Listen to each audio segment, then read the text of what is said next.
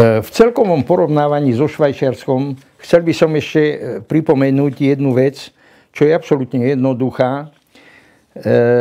Tak ako všade na svete, vo Švajčiarsku je určitý daňový systém, ktorý proste je vyskúšaný, nikto proti tomu nemá žiadne námietky a keď sa vyberajú tam dane, majú tie dane určenie, že ciest, cestná daň, cestné nálepky a tak ďalej idú len na cesty.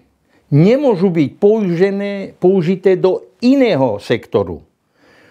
Keď je niečo s úmyslom vyberané na ekológiu, alebo na zdravotníctvo, alebo na sociálne dávky, nemôžu tie peniaze ísť na niečo iného.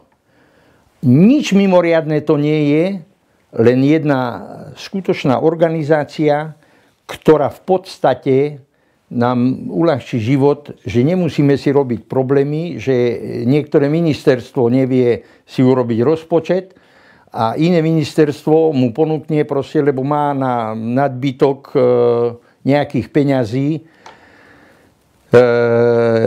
Bezpodmienečne je nutné zmeniť mnoho vecí v našom systéme, keď chceme, aby sa nestalo to, že sa svet nájde v kríze a my s ním.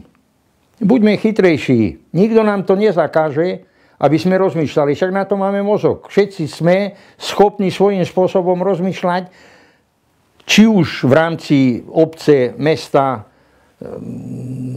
aj Slovenska. Prečo?